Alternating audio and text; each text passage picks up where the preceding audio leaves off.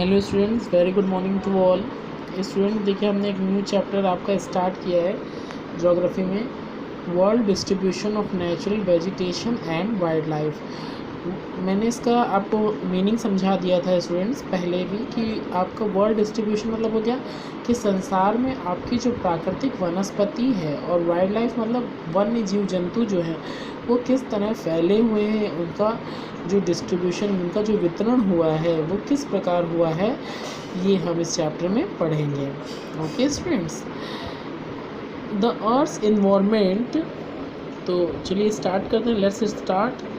The earth environment provide suitable condition for all forms of life to exist. हमारी पृथ्वी का जो environment है, जो पर्यावरण है, वो हमें सुटेबल कंडीशंस देता है। जितने भी प्रकार का जीवन हमारी पृथ्वी में पाया जाता है उसको पर्याप्त जो परिस्थितियाँ चाहिए होती हैं, ठीक है, वो हमारे जीवन, हमारे पृथ्वी पर जितनी भी लाइफ है उनको देता है। कौन? पृथ्वी का पर्यावरण। Plants, animals and microorganisms are the different forms of life on the earth. Plants, animal और माइक्रो ऑर्गेनिजम्स जो हैं ये अलग अलग फॉर्म्स हैं, हमारी फॉर्म्स हैं लाइफ के, जो हमारी पृथ्वी में पाए जाते हैं। We often use the term vegetation for natural vegetation. हम ज़्यादातर ऑफन मीन्स जो आपका वेजिटेशन का टर्म है वो नेचुरल वेजिटेशन के लिए यूज़ करते हैं। But in fact there is a difference between the two. लेकिन बच्चों निश्चित तौर पे वेजिटेशन और नेचुरल वेजिटेशन यानी वनस्पति और प्राकृतिक वनस्पति में अंतर है। वी नो डैट, हम जानते हैं, plants grow where there is sufficient water, sunlight, soil and air. Students, हम ये सभी जानते हैं, all we know that plants grow where there is sufficient water, sunlight, soil and air. Plants which grow on their own without any human intervention are categorized as natural vegetation. देखिए, हम सभी को मालूम है बच्चों, प्लांट्स को grow करने के लिए पर्याप्त मात्रा में पानी चाहिए, सनलाइट चाहिए, ठीक है, और अगर इसको और एयर चाहिए। अगर उसको ये सब ना मिले तो प्लांट्स अच्छे से ग्रो नहीं कर पाएगा। तो ऐसे प्लांट्स जो बिना मनुष्य के इंटरवेंशन, मतलब जिसमें बिना मनुष्य के इंटरफेयर, मतलब क्या होता है इंटरवेंशन और इंटरफेयर का मतलब एक ही होता है कि मतलब बिना मनुष्य उसमें कोई भी अपना इंटरफेयर ना करे और वो अपने आप ग्रो हो जाए। देखा होगा ना बच्चों आपने, कुछ प्लांट्स बिना किसी के हेल्प के ग्रो हो जाते हैं। आप लोगों ने देखा हो, जैसे काई वगैरह देखा होगा, ठीक, तो वो भी एक तरह के माइक्रो प्लांट्स में आ जाते हैं, वेजिटेशन में आ जाते हैं, तो इनको हम नेचुरल वेजिटेशन कहते हैं। और दूसरे हाथ पे जो वेजिटेशन खाली बोलते हैं तो उसमें जो प्लांट्स जिनको ह्यूमंस कंट्रोल करते हैं उनकी ग्रोथ को, भाई हम ही लोग पानी देते हैं, सनलाइट देते हैं, तो वो वेजिटेशन होता है। Natural vegetation depends largely on the climatic conditions of a region. Natural vegetation जो है वो आपका लार्जली यानी आपके ज़्यादा मात्रा में जो है वो किसी भी रीजन के, किसी भी क्षेत्र के आपके क्लाइमेटिक कंडीशंस, वहाँ की जलवायु कैसी है, वहाँ की इन परिस्थितियों पर निर्भर करता है। Natural vegetation and wild life. अब नेचुरल वेजिटेशन और वाइल्ड लाइफ क्या है? जो क्लाइमेट है किसी भी जगह का वो डिटरमाइन करता है कि वहाँ पे किस जगह किस तरह की नेचुरल वेजिटेशन जो है वो ग्रो कर रही है, वहाँ पे उत्पन्न होती है। Latitude and altitude of a place determines the climate of a place. किसी भी जगह का लैटिट्यूड और एल्टीट्यूड यानी ऊंचाई और लैटिट्यूड आप पहले भी पढ़ चुके होंगे, वो ये डिटरमाइन करते हैं कि उस जगह का क्लाइमेट कैसा हो रहा है। Hence natural vegetation of a place also depends on the latitude and altitude of the place. तो इसलिए हम कह सकते हैं किसी भी जगह का नेचुरल वेजिटेशन जो होता है वो इस बात पर भी निर्भर करता है, इस बात पर भी डिपेंड करता है कि वहाँ का कितना लैटिट्यूड है और कितना एल्टीट्यूड है। The surroundings in which an organism lives has both the living and non-living elements, and these surroundings constitute their environment. देखिए, जो हम अपने आसपास सराउंडिंग्स देखते हैं, ठीक है, जिसमें कोई भी ऑर्गेनिज्म लिव करता है, रहता है, उसमें दोनों ही एलिमेंट्स होते हैं, चाहे फिर वो लिविंग हो और नॉन लिविंग, दोनों ही होते हैं। और इन सराउंडिंग्स को मिला के ही क्या बनता है? हमारा पर्यावरण बनता है, इन्वायरमेंट बनता है। Our environment has two components, हमारे पर्यावरण में दो कंपोनेंट्स हैं, बायोटिक और अबायोटिक।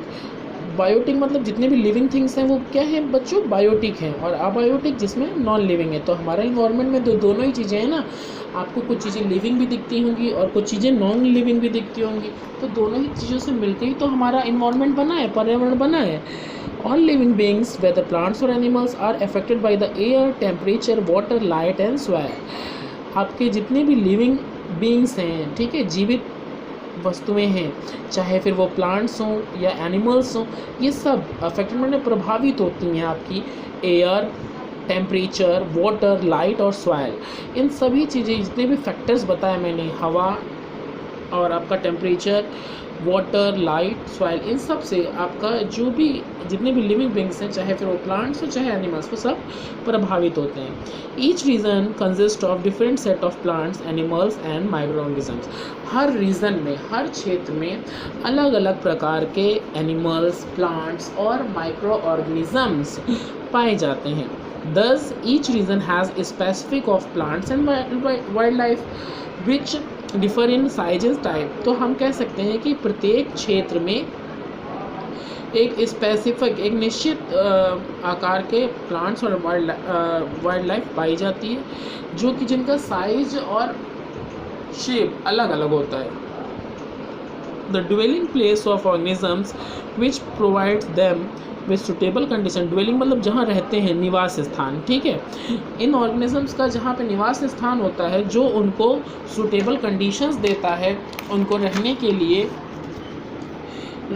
उनको ब्रीड, अपनी आबादी को बढ़ाने के लिए, ठीक है, अपना रिप्रोडक्शन करने के लिए और बढ़ने के लिए, तो इन्हें कहते हैं हैबिटेट।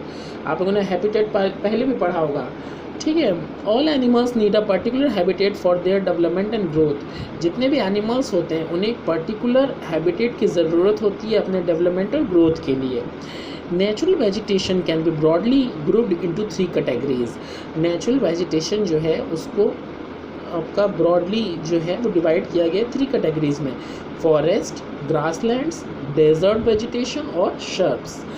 फॉरेस्ट आप जंगल जानते हैं, ग्रासलैंड्स भी आपने बच्चों ने पहले ही पढ़े होंगे, और डेजर्ट वेजिटेशन और शर्ब्स भी आप जानते हैं। चलिए अब इनको हम डिस्कस में पढ़ेंगे, ओके।